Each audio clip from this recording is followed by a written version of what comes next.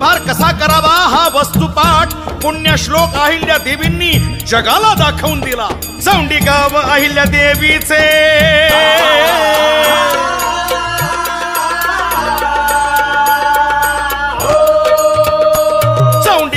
अहिल्या देवीचे कुळ धनगराचे बहुभाग्याचे सून शोभली होळकरांची धुरा चालवली शौर्याची लोकमाता पहिली धनगरांची हजेरी लोकमाता पहिली धनगरांची हजेरी लोकमाता पहिली धनगरांची हजेरी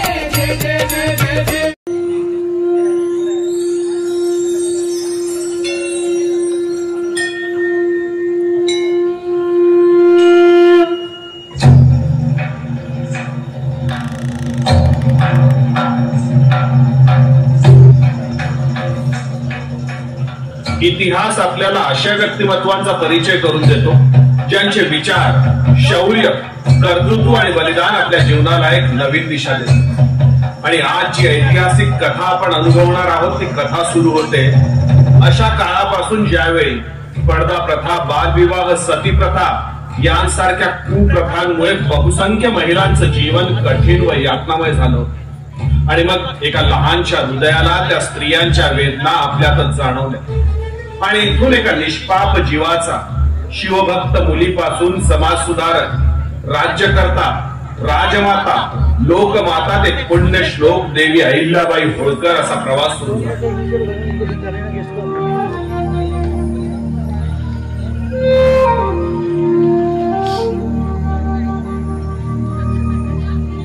31 मे 1725 अहमदनगर जिल्ह्यातील चोंडी गावात माणकोजी शिंदे या सामान्य गावकऱ्याच्या घरात एक क्रांती ज्योती जन्माला आली।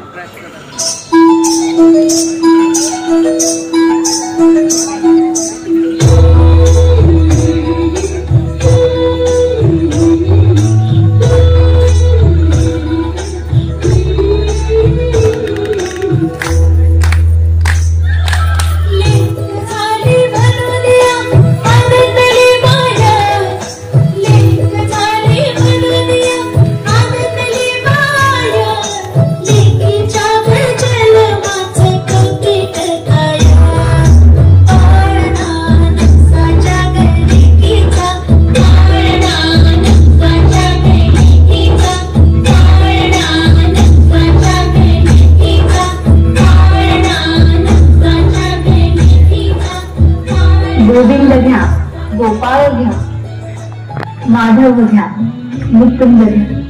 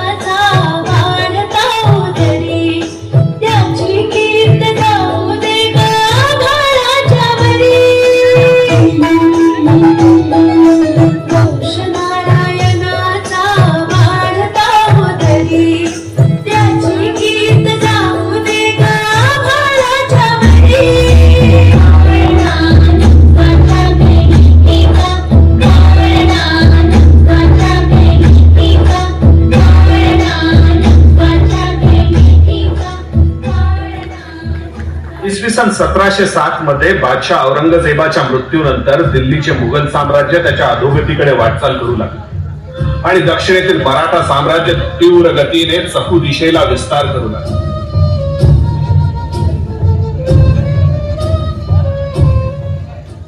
छत्रपती शाहू महाराजांचे कुशल सेनापती बाजीराव पेशव्यांच्या नेतृत्वाखाली अनेक मराठा सरदारांनी एकजूट होऊन भारताच्या विशाल भूभागावर भगवा फडकवायला सुरुवात केली। याच शूरवीर मराठा सरदारांमध्ये एक नाव होतं मल्हारराव होळकर.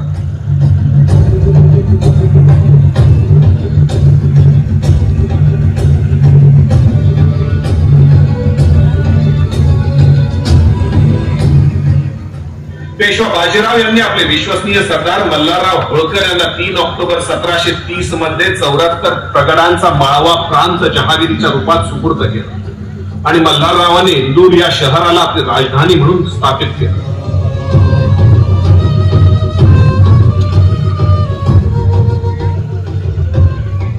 सन 1734च्या एके दिवशी इंदूरवरून पुण्याला येत असताना नगरच्या जामखेड येथील चौंडी या गावात विश्राम करण्यासाठी मल्हारराव थांबले होते.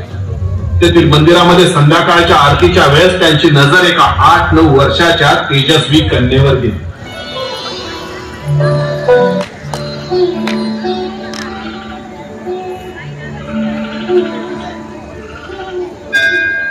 जय शिवशंभू, जय शिवशंभू, जय जय शिवशंभू, जय शिवशंभू, जय शिवशंभू, जय जय शिवशंभू. अरे कोणीतरी पाण्यात दगड टाकला का? हा आवाज कसलाय? अरे हे घोडे आमच्या दिशेने येत आहेत. अरे धावा, धावा धावा धावा धावा धावा धावा. मी इथून पडून गेली तर माझ्या शंभू महादेवांचं काय होईल? तुम्ही सगळे जा.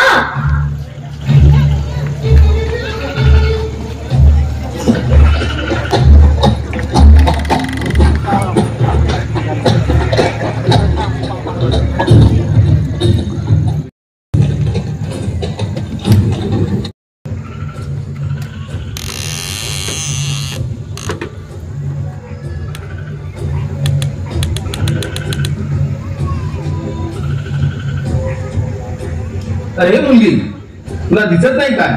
घोडे इतक्या वेगाने येत आहेत. उठून पळाली का नाही? तुला काही झाले असते तर? इतक्या वेगाने तुमच्या दिशेने घोडे येताना पाहून भीती नाही वाटली? तरी बसून राहिले. बाकीच्या मुली तर पळून गेल्या. मी पण पळाली होती, पण मला माझ्या बाबांचे शब्द लगेच आठवले की शिवजी आपल्याला नेहमी मदत करतात. ते आपल्याला कधीही संकटात येऊ देत नाही. मग मी शिवजींना संकटात टाकून कशी पळून जाऊ शकते?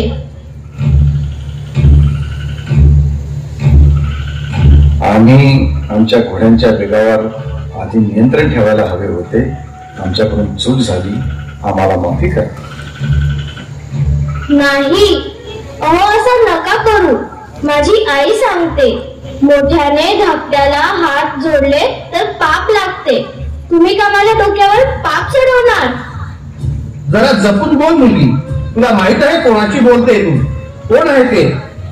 गंगोबा, प्रत्येक वेळी आपल्या नावाचा बिगुल वाजवण्याची गरज नाही. तुम्ही सगळे चोंडी गावात राहता?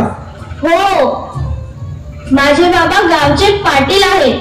काय नाव आहे तुमच्या बाबांचं? मानकोजी शिंदे.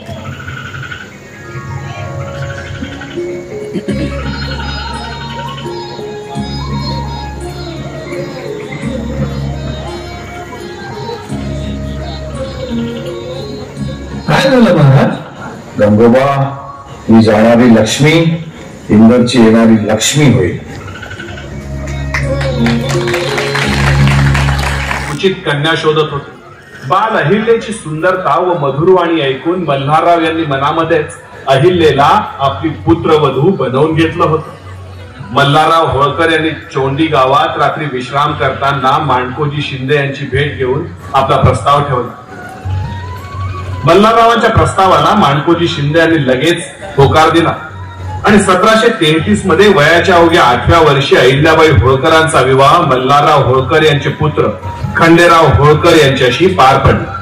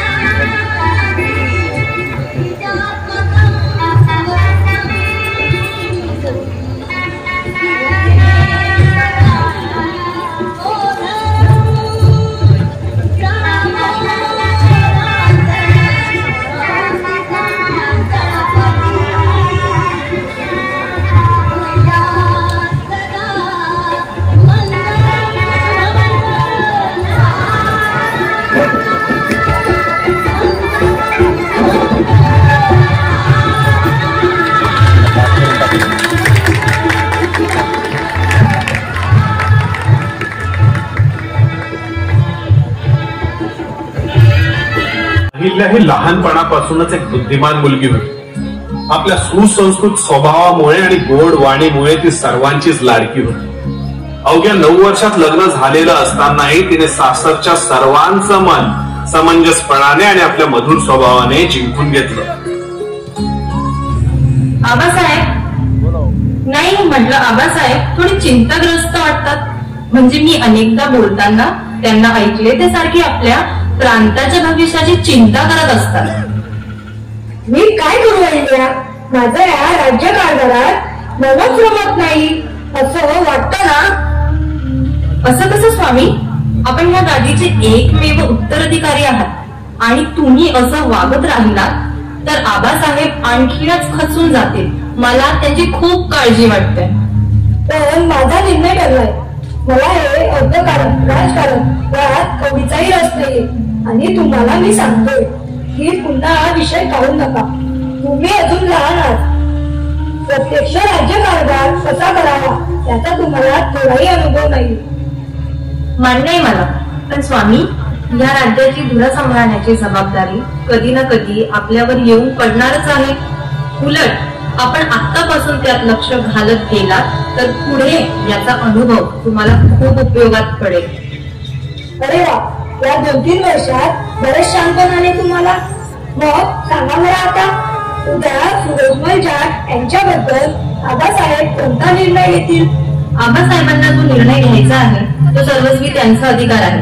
पण माझं मत विचाराल तर सूरजमल आपल्याच भाऊबंधांशी गद्दारी करत आहेत, यवनांना मदत करत आहेत. त्यामुळे सूरजमल जाटचा वेळीच बंदोबस्त करायला हवा, त्याला रोखायला हवं. वा वा, उद्या जर आबांनी मला हाच प्रश्न विचारला तर मी तुमचं हे उत्तर इथे देईन. होय, अगदी. आपण बाणेदारपणे असेच बोला. बघा, दरबारातील सर्व लोक तुम्हाला संमती देतील. सर्व लोक देतील, पण आबासाहेब? मला खात्री आहे आबासाहेबही देतील. 2 वर्षात आबासाहेब कसा विचार करतात हे ओळखलंय मी. मध्ये मुळीच रस नव्हता. ते स्वतःहून या सर्व गोष्टींपासून अलिप्त राहत होते आणि मल्हारराव नेहमीच चिंतेत असत. परंतु अहिल्याबाईंच्या सानिध्यात आल्याने खंडेरावांच्या वागणुकीत झालेला बदल पाहून मल्हारराव निश्चिंत झाले.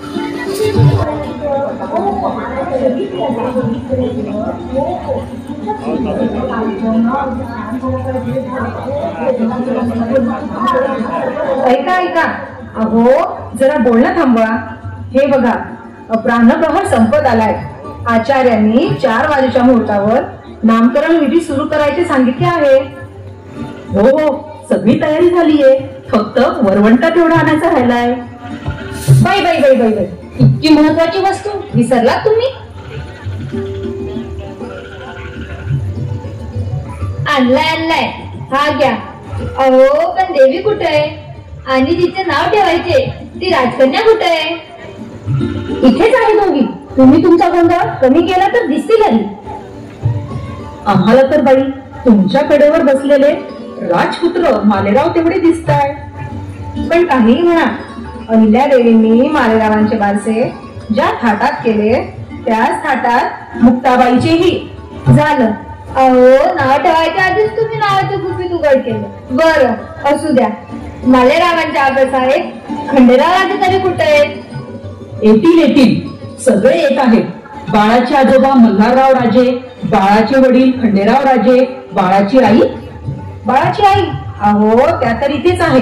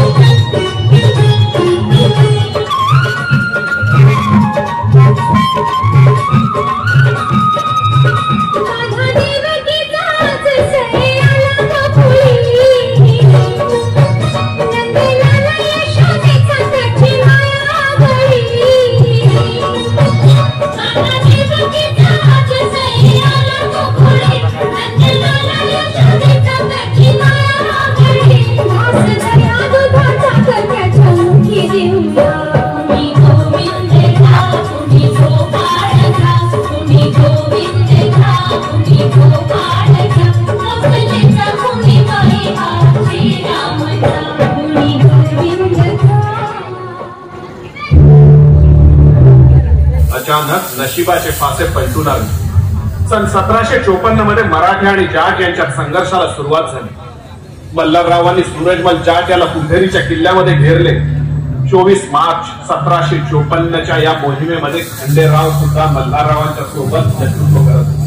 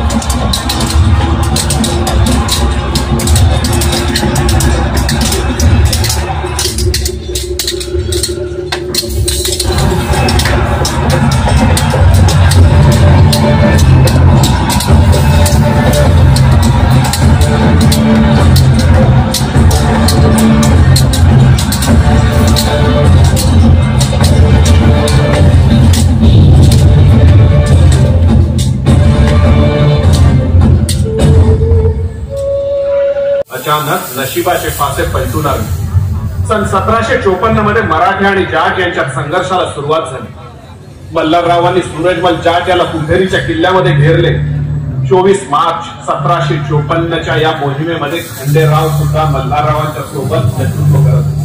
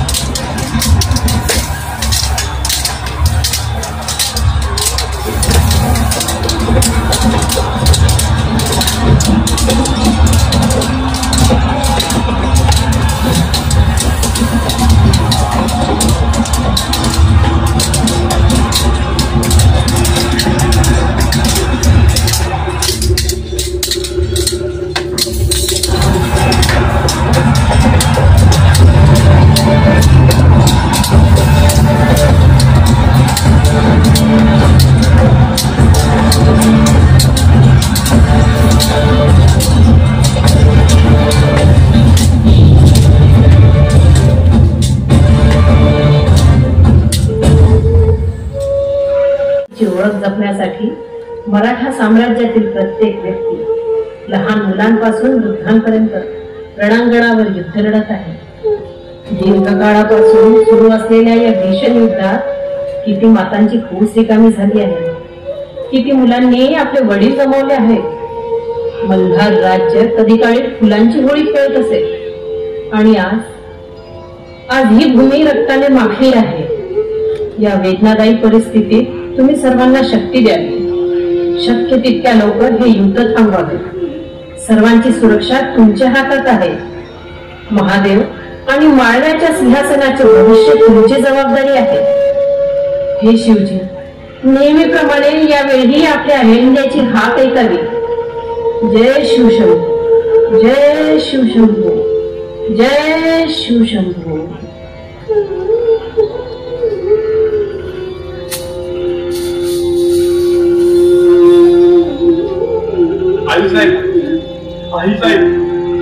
आई साहेब मोठ्या दुःखाने सांगावे लागते की छोटे सुभेदार वीर गतीला प्राप्त झाले.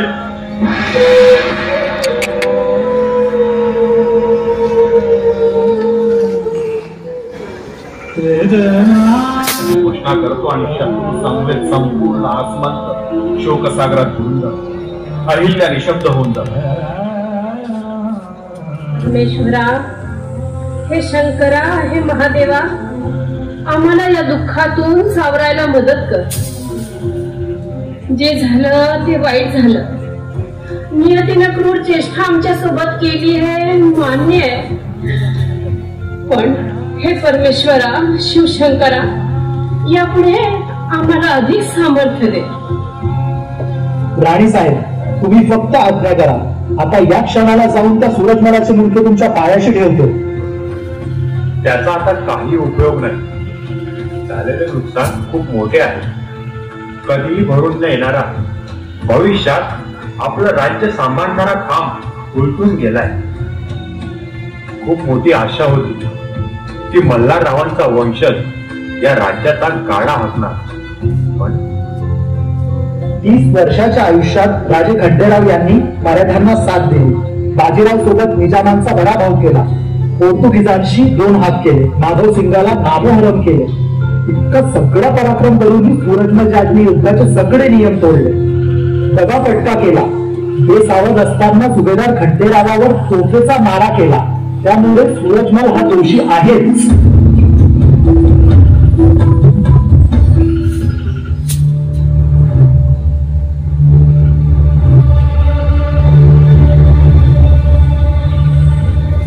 तत्कालीन प्रथेनुसार अहिल्याबाई खानची जमीन सरकते. ते आर्त भावनेने अहिल्याबाईंना समजावतात.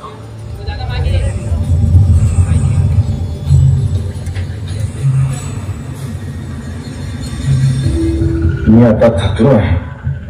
जीवाचा काही भरोसा नाही. काळजी याची वाटते की मी गेल्यावर या सुभेदारीचं कसं होणार या चिंतेतच मी जगत आहे. पण माझा निर्णय झालाय. तो निर्णय तुम्ही बदलायलाच हवा असं वाटतंय.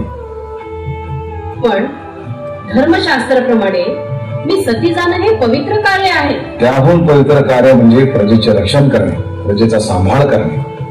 गादीचा एकुलता एक वारस मालेराव लहान आहे.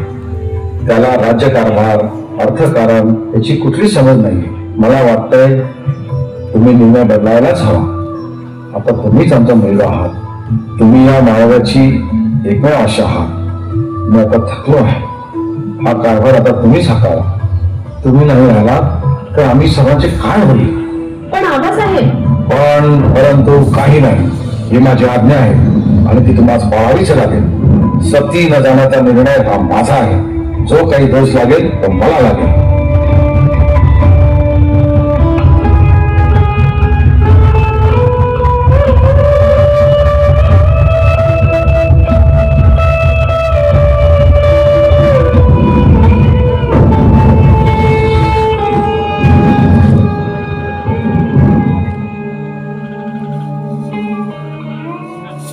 मल्हाररावांच्या गैरहजेरीत अहिल्याबाई मोठ्या कुशलतेने राज्यकारभार सांभाळला आणि एक मोठं संकट राज्यावर येऊन पोहोचलं.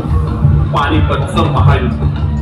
सन 1761 मध्ये मराठा आणि अफगाण सेनापती अहमदशाह अब्दाली यांच्यामध्ये घनघोर असं पानिपतचं युद्ध सुरू होतं. त्या युद्धात मराठ्यांची प्रचंड हानी होती. लाखो मराठा सैनिक मृत्यू पावले. मल्हारराव पानिपतच्या पराभवाने व्यतीत होऊन दुःखी मनाने इंदोरला होते. आधीच पुत्रवीर आणि पानिपतच्या युद्धातील हार या दोन्ही धक्क्यांमुळे मल्हारराव अथरुणाला खेळतात. 20 मे 1764 मध्ये मल्हाररावांचं दुःखद निधन झालं. अहिल्याबाईंचा एकमेव आधार कायमचा हरपला जातो. आबासाहेब, तुम्ही आम्हाला सोडून गेलात ना. तुम्ही गेल्यावर असं वाटतं आयुष्याचा एक भाग बळजबरीने कापून वेगळा केलाय. तुम्ही मला आईसाहेब म्हणाले होते ना, परंतु तुमच्या या लेकीला अहिल्याबाई होळकरला आज अनाथ असल्यासारखं वाटतंय. तुम्ही मला आईसाहेबांचा दर्जा देऊन निघून गेलात, परंतु मी तुम्हाला निराश नाही केलं. आबासाहेब, आज पूर्ण माळवा माझ्या लेकरासारखा आहे आणि मी सर्वांची आईसाहेब आहे. तुम्हाला माहिती आहे आबासाहेब, उद्या मालेरावांच्या सुभेदारीचे वस्त्र येणार आहेत पेशवा दरबार येथून.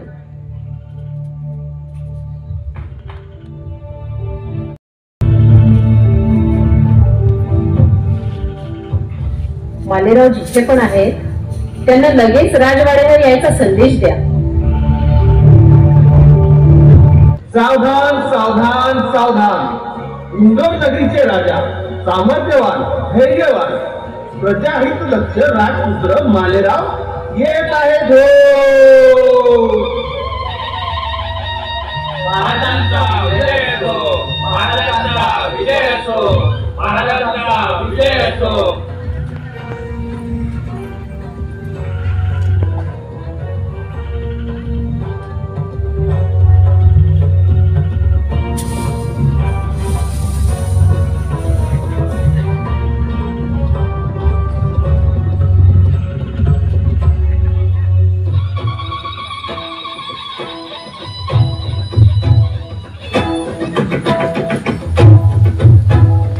मी शपथ घेतो की इंदोरच्या राजगादीचा पालक म्हणून प्रजेचं रक्षण करणे, प्रजेला सुखी ठेवणे आणि राज्यात शांतता प्रस्थापित करणे हे माझे परम कर्तव्य आहे आणि ते मी निष्ठापूर्वक निभावेल. माझे पूर्वज थोर सेनानी आबासाहेब मल्हारराव होळकर, आमचे पिताश्री हुतात्मा खंडेराव होळकर यांचे या प्रसंगी मला स्मरण होत आहे. मी सर्व प्रजेला ग्वाही देतो की हे राज्य बळकट करण्यासाठी मी निष्ठापूर्वक प्रयत्न करेल. जय महेश्वर, जय मल्हार. जय महेश्वर, जय मल्हार, जय महेश्वर, जय मल्हार, जय महेश्वर, जय मल्हार. महाराजांचा विजय असो, राजांचा विजय असो, महाराजांचा विजय असो, राजांचा विजय असो, महाराजांचा विजय असो, राजांचा विजय असो, महाराजांचा विजय असो, राजांचा विजय असो.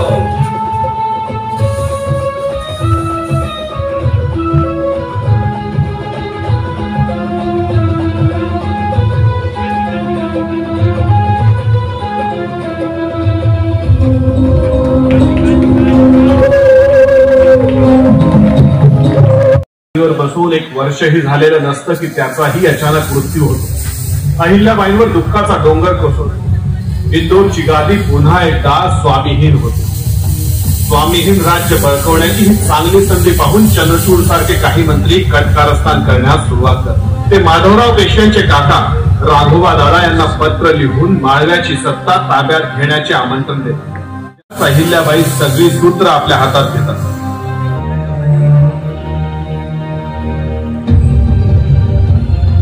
पण मी म्हणतो, माधवराव पेशव्यांना हे कळत नाही का की एवढं दुःखाचा डोंगर होळकर घराण्यावर कोसळला असताना आपल्या काकाला त्याच्या या अविवेकी आणि अत्याचारी मोहिमेला त्यांनी पायबंद का घालू नये?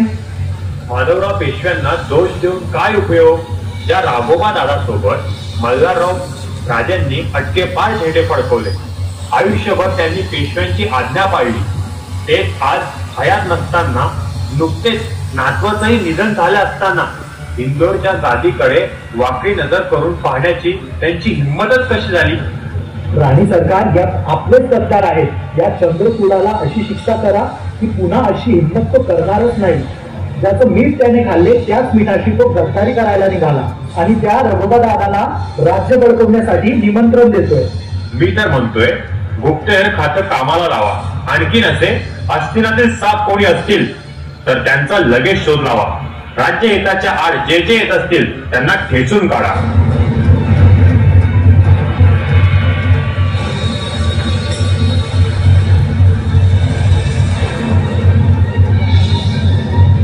राणी सरकार, पेशवा रघुनाथरावला होळकरांच्या राज्याचा व दौलतीचा लोभ सुटला. त्याने पेशवाई होळकरांचे राज्य विलीन करण्याचा विडा उचलला आहे. 50,000ची फौज घेऊन तो इंदोरवर चढाई करण्यासाठी निघाला आहे.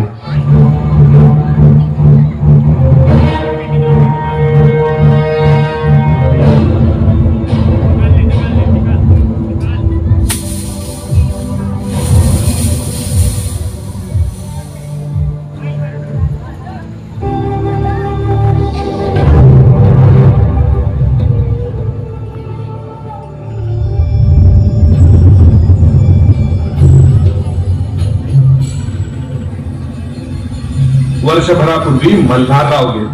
वर्षभरापूर्वी मालेरावांचाही राज्याभिषेक झाला आणि पुढच्याच वर्षी 27 मार्च 1767 मालेरावांचा मृत्यू झाला. एका मागून एक दुःख येत असताना आणखीन एक नवीन संकट. या संकटाचा मुकाबला करण्यासाठी अहिल्याबाई एक जळजळीत खलिता राघोबा दादांना लिहितात. ह्या पंत, आपण माझे राज्य हिरावून घेण्याचे कपट रचून आलात. आमच्याकडील फितुराच गाठले. मला दुबळी समजलात की खुळी? दुःखात बुडालेल्यास अधिक पुरवावे हा तुमचा दुष्ट हेतू. आता आपली गाठ रणांगणात पडेल. माझ्या बरोबर युद्धात पारंगत असणाऱ्या स्त्रियांची फौज असेल. मी हरले तर कीर्ती करून जाईल, पण आपण हरलात तर आपल्याला तोंड दाखवायला जागा उरणार नाही. म्हणून लढाईच्या भरीत न पडाल तर बरे. मी अबला आहे असे समजू नका. मी खांद्यावर भाले घेऊन समोर उभी राहिले तर पेशव्यांना भारी पडेल. वेळ पडली तर हत्तीच्या पायी साखळीशी बांधून तुमचे स्वागत न केले तर होळकरांच्या सुनेचे नाव लावणार नाही. आणि व तितक्याच लढवय्या प्रवृत्तीच्या होत्या. शास्त्रांबरोबरीने शस्त्रांचे सुद्धा त्यांना तितकेच ज्ञान होते. कोणत्या वेळेला शास्त्र व कोणत्या वेळेला शस्त्र वापरायचं याचं अचूक ज्ञान व भान त्यांना होतं. महिलांमधील अफाट धैर्याची व शक्तीची सुद्धा त्यांना योग्य जाणीव होती. लढाई व शस्त्र यांमधील पुरुषांवरील अवलंबित्व कमी करण्यासाठी मावळ प्रांतातील रणरागिणी स्त्रियांची एक वेगळी फौज निर्माण करण्याचं सुद्धा त्यांनी योजलं होतं.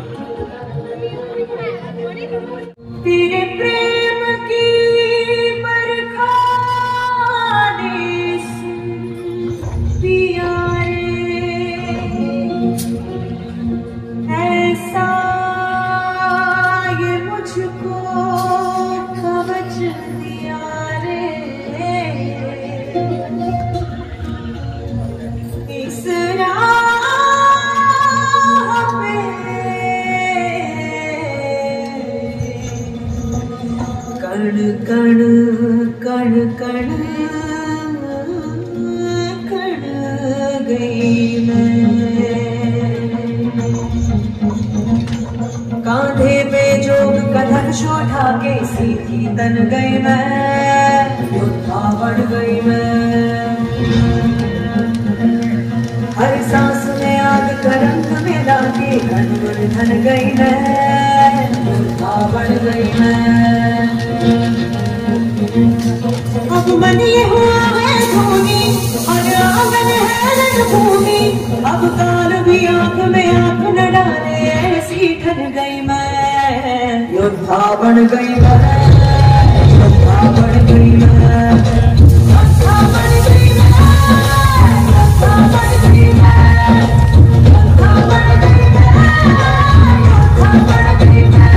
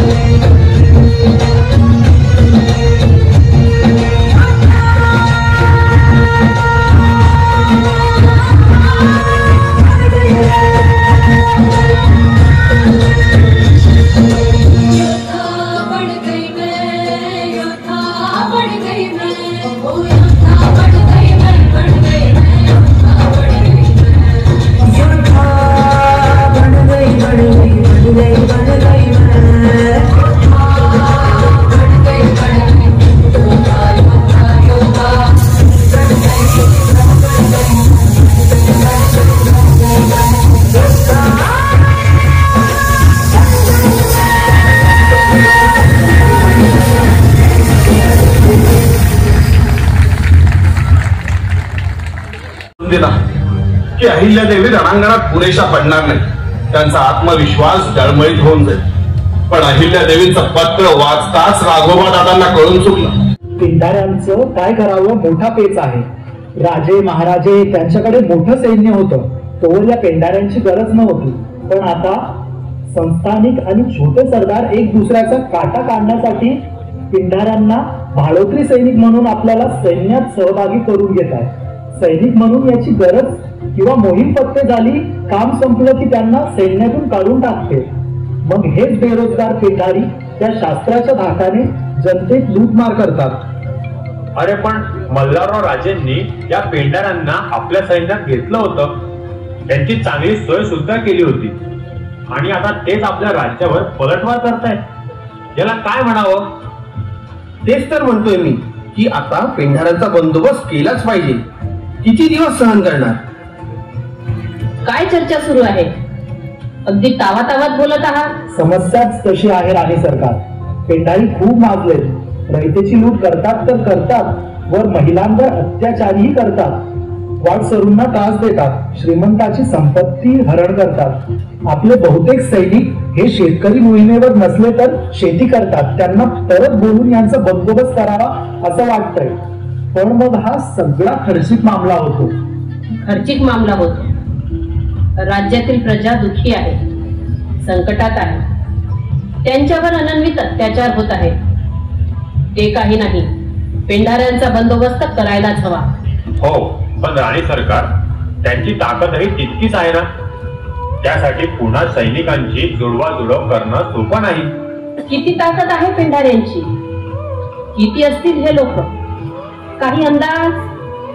पूर्ण माहिती नाही, पण काही तुकडीत साधारण 4-5 हजार पेंढारी आहेत. घोडेस्वार आहेत, त्यांच्याकडे भाले आहेत, शस्त्र आहेत. काही पेंढाऱ्यांकडे तर चोरून आणलेल्या मोडक्या पिस्तुले देखील आहेत. ठीक आहे, प्रजेच्या रक्षणासाठी या पेंढाऱ्यांचा बंदोबस्त केलाच पाहिजे. सर्व सैनिकांना माघारी बोलवा. सेनापतींना तयारीत राहायला सांगा.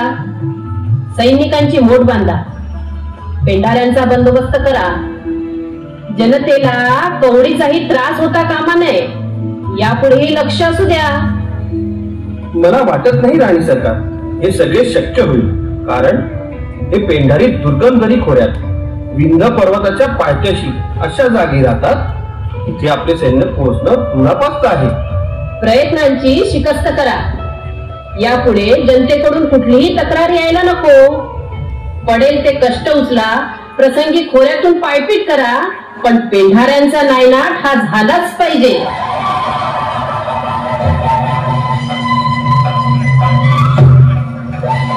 नेहमीच आपल्या हातात एक शिवलिंग धारण करीत असे. त्यांचा विश्वास होता की हे न्यायदानाचं कार्य मी करीत आहे आणि ते करत असताना जर माझ्या हातून कोणतीही चूक झाली आणि एखाद्या निरपराध व्यक्तीला शिक्षा झाली तर त्याचं पाप मला लागू शकतं. त्यामुळे त्या म्हणत, हे प्रभू, तू स्वतः माझ्या जागी बसून न्यायदानाचं हे कार्य सत्यनिष्ठेने करण्याची सद्बुद्धी मला प्रदान कर.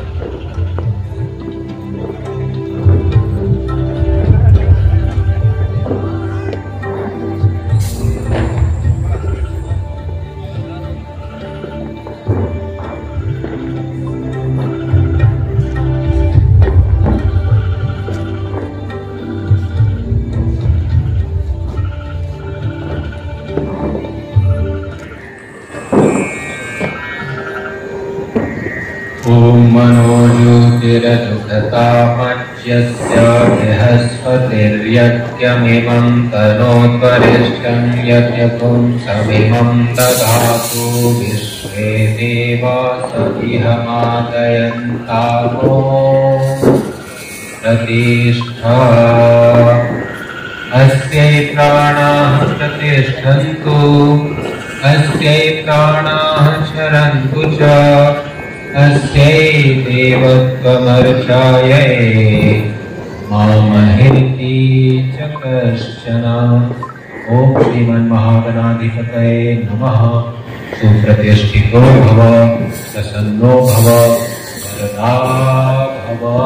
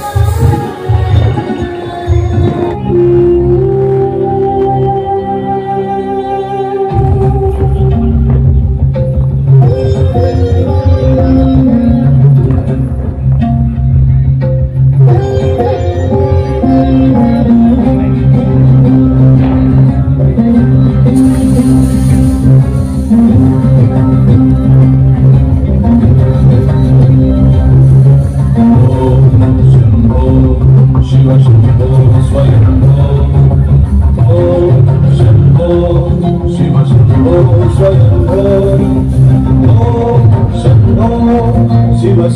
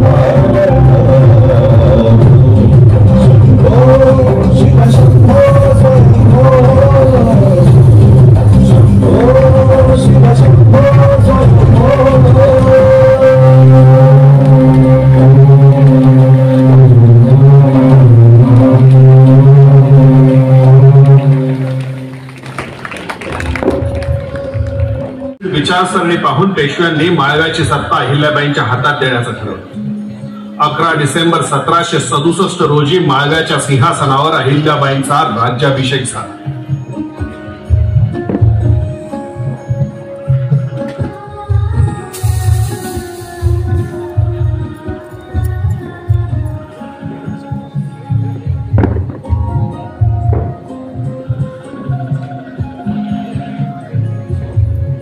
सावधान सावधान सावधान. राज्यकर्त्या, राजमाता, लोकमाता देवी अहिल्याबाई होळकर येत आहेत हो.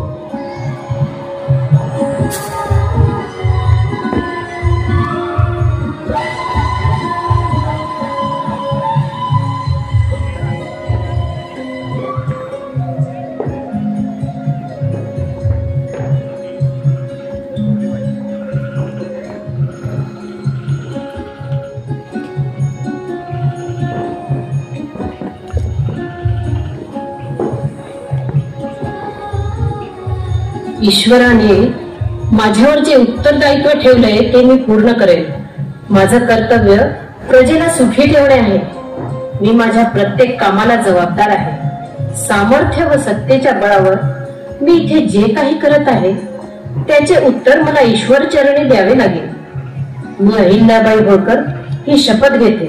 मी अहिल्याबाई होळकर ही शपथ घेते की आयुष्याच्या शेवटच्या श्वासापर्यंत माळव्याची सेवा करेल आणि माळव्यासाठीच लढेल.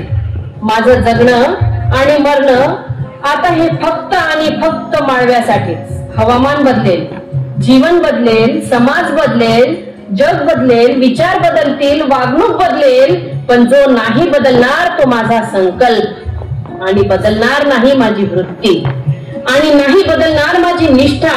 माळवाला सुखी ठेवणे हे माझे परम कर्तव्य आणि अंतिम उद्देश राहील. आजच्या नंतर माझ्या माळव्यातील जनता अनाथ होणार नाही. लहान ज्योती बनवून मी स्वतःला माळव्याच्या हवनकुंडामध्ये समर्पित करते. जय माळवा, जय भारत. बोला हर हर महादेव. बोला हर हर महादेव. हर हर महादेव.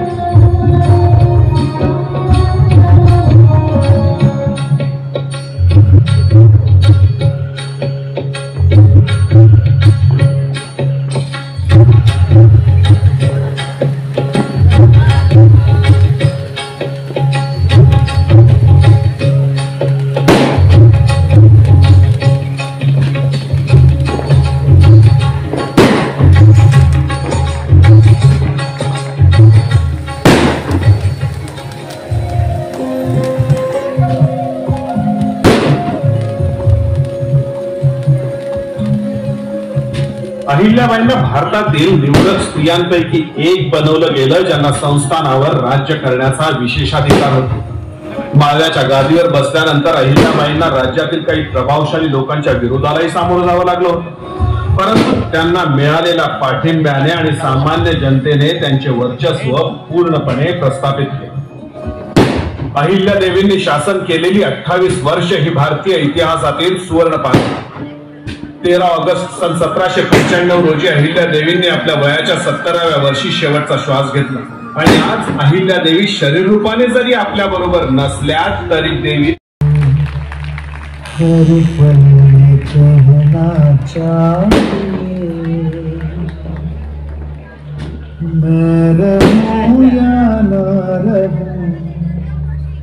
भारत ये रहना चाहिए.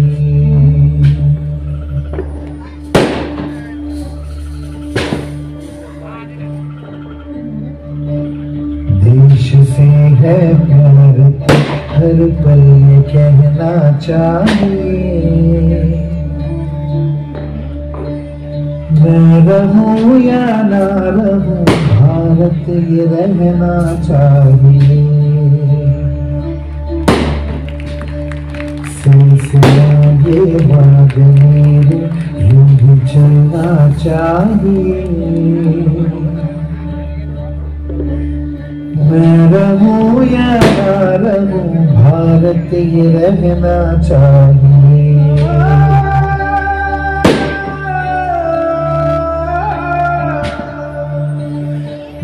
मेरी नस नस तार कर दो और बना दो एक सितार।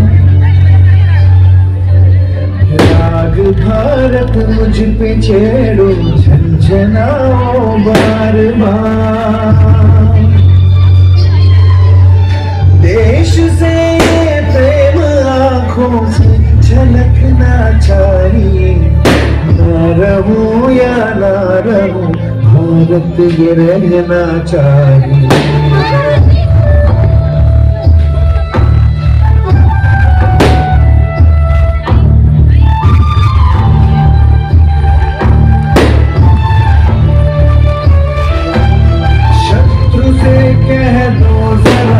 सीमा में रहना सीख ले। ये मेरा भारत अमर है सत्य कहना सीख ले। भक्ति की इस शक्ति को बढ़कर दिखाना चाहिए। रहूं या ना रहूं भारत ये रहना चाहिए।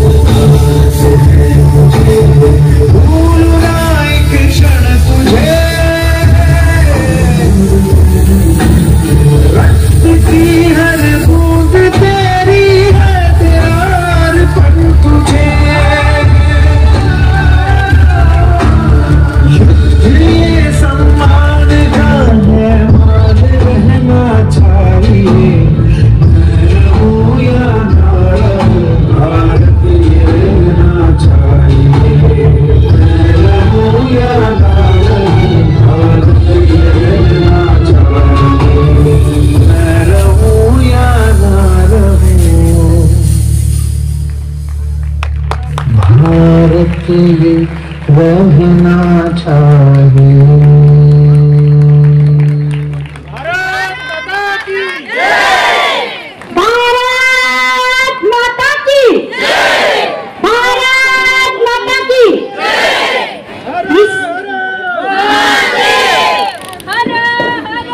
मी एक विनंती करते की या सर्व कलाकारांना आपण उभं राहून स्टँडिंग ओवेशन द्यायचे आहे। गड्या डोंगरच राहणार चाकर शिवबाच होणार।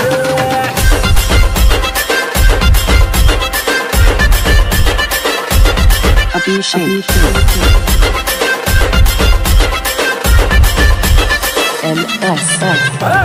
गड्या डोंगरच राहणार चाकर शिवबाच होणार।